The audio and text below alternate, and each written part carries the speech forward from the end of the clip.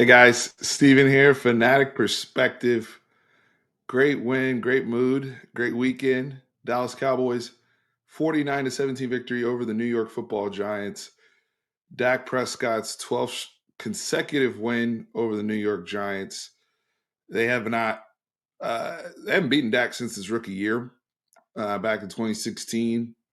And the momentum against that particular organization, who's really down in the pits at this point, is there. So we don't need to speak on that. This video is not going to be too long, but I just want to break down everything we saw from our football team today, and really getting back on track after the tough emotional loss on the road to Philly. But I told you guys last week lessons were learned, and there's a lot of great takeaways you can have even from that Philadelphia game that can carry through and help us over the course of the marathon of this season. And look, you want to beat bad teams badly and look good and get those positive game reps in for your guys. That's the way we approach this week. The Cowboys were 17 and a half point favorites today. That's a ridiculous number in pro football. And I put decent amount of money on the Cowboys today, confidently going against a Tommy DeVito and a very, very hurt, depleted Giants roster. But what I expected, and I think there were some questions about, is how the Cowboys going to come out and look, right? How are they going to play? How are they going to, you know, are they going to be locked in and really handle business? And obviously there were some bumps early, but getting straight to the point, this offense is having fun. This team is having fun. The head coach, when you look at Mike McCarthy on the sidelines, when you look at Dak Prescott, one of the things I've taken away just watching the brilliance of the Kansas City Chiefs as an NFL fan over the last few years is they look like they have fun playing football. And one thing my high school coach, Coach Barr, used to say all the time is football's fun, guys. At the end of the day, we're playing a child's game. Football's fun. Play with a smile over your face. Play with joy. You know, that's where a lot of, yeah, you want to have intensity and we want to go out there and be physical and beat people up and be serious and have attention to detail and all these things. But at the end of the day, it's a game. We want to have fun. And you see that in their play, led by Dak Prescott, right? CeeDee Lamb, these guys having historic outings, but now having historic production week over week because they are now playing, in a system where they're allowed to be free. And we have to give credit to Mike McCarthy for deploying that. I've been real quick to be on Mike's ass about a lot of different things over the last few years for those who have followed me, my commentary with the Cowboys. But I got to give credit where credit is due. I know, the run game is still inconsistent. We were able to have some success today just because of the personnel we were up against.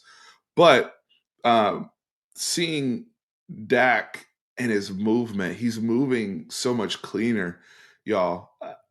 I think that we are now at a point where physically, I've noticed a couple things, and I'm gonna start with Dak and move to CD. Dak is throwing the football as well as I've ever seen him throw the football. He has improved just with his passing, his accuracy, just in terms of throw to throw and ball placement, timing, rhythm, being more on balance on a consistent basis, making throws under duress, the ability from a playmaking standpoint off platform. I believe he's throwing the piss out of the football right now. This is the best I've ever seen Dak throw the ball. This is the most vertical, attack oriented I've ever seen Dak operate. We are attacking defenses. Dak is throwing the football as well as anybody in the National Football League right now over the last month. And you can go to the advanced analytics. We know a lot of talk this week about his proficiency on third and fourth down. But just over the course, 5 touchdowns today.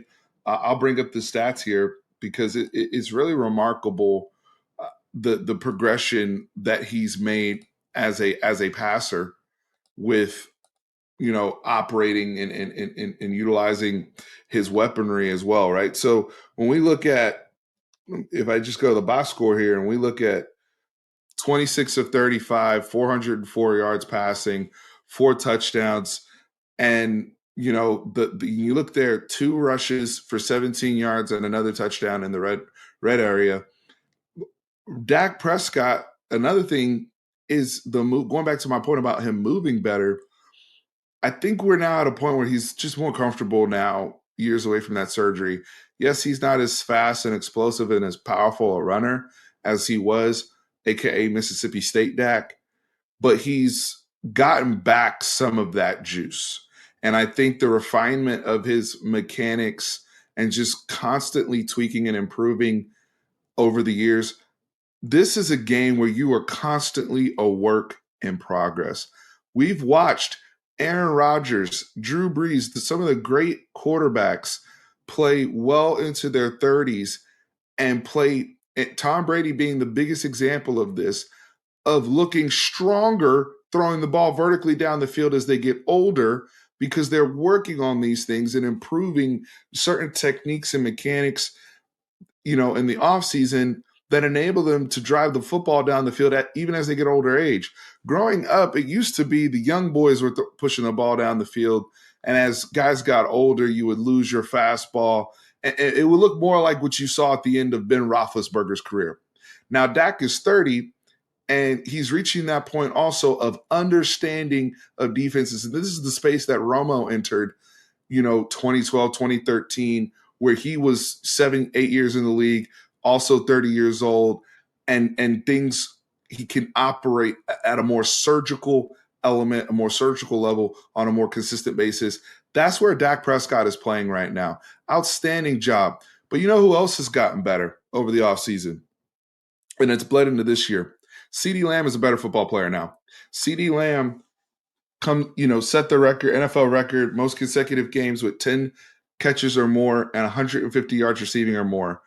Folks, that's mind-blowing production, especially from 88. And you consider the guys that have worn that jersey and the reason why he wears that jersey.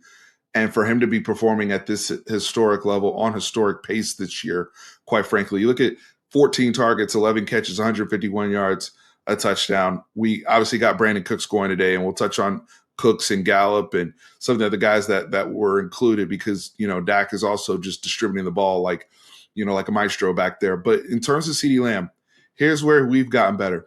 Our hands are more consistent. More importantly, CeeDee Lamb route running and dependability as somebody who will be relied upon with a heavy volume of targets. And when I say dependability, it's not just hands, it's also understanding coverage. When to sit down against zone. When a lot of the reason why Dak had problems with interceptions last year was also receiver play. And CeeDee Lamb was one of the culprits of that last season. This year, we have that trust. And what you're seeing now is when Dak is running around back there, firing balls down there, we're now allowed to do the whole F it, just throw it because Lamb's down there somewhere. And Lamb's going to go get it. And I've been so impressed with his consistency. I've been so impressed with he's always been a guy that's been not surgical, but just dynamic after the catch. He's always been a yak guy. That's something that he was known for coming out of Oklahoma. But what we're seeing now is the ability to make more contested catches in traffic, understanding when to sit down in difficult zones, understanding how to beat double coverage, understanding how to beat bracket, and still uncovering for your quarterback, making those difficult plays, protecting your quarterback when you need to.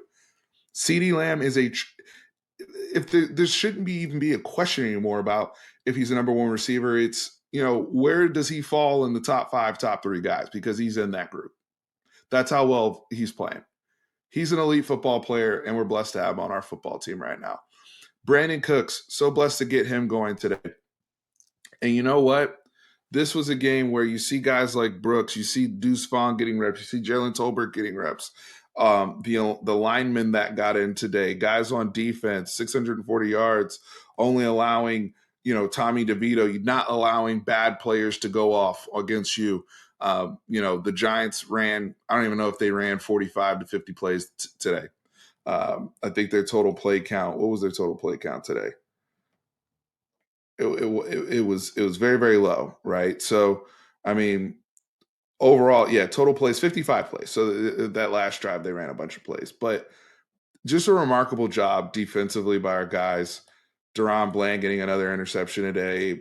our defensive line just all over the place. Sam Williams has been balling recently. I've been really impressed with him. Mozzie Smith made his presence felt, especially early in the game. And I can't say enough, about Dan Quinn and just, the job that he's done, with this group and the diversity of guys that have had to play also because of injury and the guys that got rotated in today. So just impressive across the board. But the last thing I'll say with Brandon Cooks, and I'm going to actually end off with a video that he said about Dak Prescott, which really impressed me when he was on the Cam Jordan podcast and leadership. And I'll tie that clip in here at the end. But with Brandon Cooks getting going, this is a weapon that will help us at the end of the marathon. It's not going to be every single week, but as long as Cooks is available and healthy and we have him there, Dak has a resource he can use there. As long as Michael Gallup remains engaged, yes, there's a threat with Jalen Tolbert working in. You saw what we did with Brooks today. There's guys there, but when Michael Gallup, those 2 catches he had today look like the old MG. Both catches where he went up and got it and was that guy that can go and make contested catches, can make plays downfield and get separation downfield. He's not a slouch either. So just all around fantastic effort today. We still want to see more pop in the run game, but I think that's something that they'll work on next week going against the Carolina Panthers. More food is available for us next week as we start to ramp into our stretch run.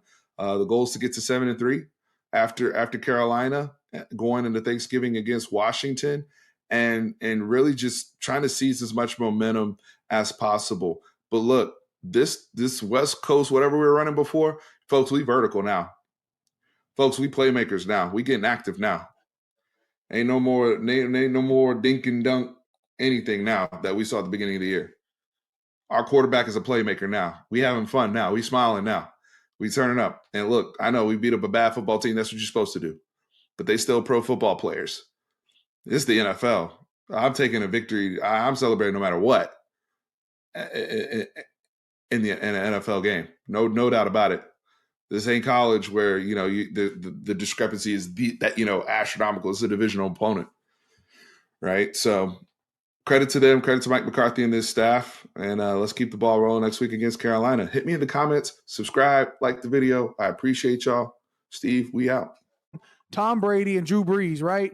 Greats, GOATs, top 2 ever going to lace them up. To now you got the young wave. You go through a Jared Goff, Cal Bear, Pac-10 guy you played with, guy you played against. And then you go Deshaun Watson, just the new wave of quarterbacks. He's leading out the Browns. Jared Goff's over at Detroit Lions, and they're still playing at such a high level. Do you see any similarities between those 2 guys versus the 2 GOATs that you played with? Well, I mean, we forgetting one person, and that's Dak, who I'm with now, right? Oh, that was disrespectful of me. We were going to get there. We were just going to. Okay, because we were going through the progression. We were going through the progression. We usually on the good terms. Absolutely. But right there, almost had the almost had to check me on dog real quick. Hold on, you missed one of them. We were going through the 4 notables, and then we were going to get to number 5. All right, fair enough. Dang. Yeah. Hey, Dak, if you watching this, don't worry, I got you. Bro. I got your back. It sounded like you wasn't standing no business. Take me to Dak now. Where do you insert him in that list? Oh, I insert him up there. Like obviously Tom, Drew, whatever. I insert him right up there. Up there. And the reason why, I'm gonna tell you this, because one, obviously he's been playing the game for a while now. This is 8th year. But anytime you play for the Cowboys, you're gonna get more scrutiny than anyone, right? But you more love than anybody for something very regular. Marketing. No doubt. They quick. Like when you put on white and blue, it's like boys is quick to. Yeah, no, yeah. And they're like, bro, that is a very regular player. Up. Yeah, that does. But that media can go up too. Media can go up. You look at his numbers. It's like yeah. Okay, you're right. Go ahead. You look at his numbers and what he's done.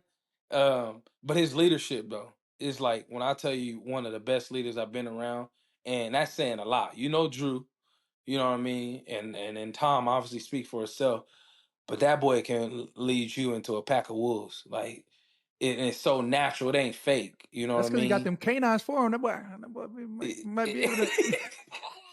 Hey, I'm telling you, he got that dog in him. And the fact that he keeps going, what I love about his story, you know, he loses his mom, loses his brother, and the fact that he could keep on going and a lot of this stuff don't, you know, don't bother him, like that's a dog right there. That's a dog. And then his on the Absolutely. field play speak for itself. You know what I mean? Especially like these last 3 weeks, it's showing why he's one of the best in the league, in my opinion.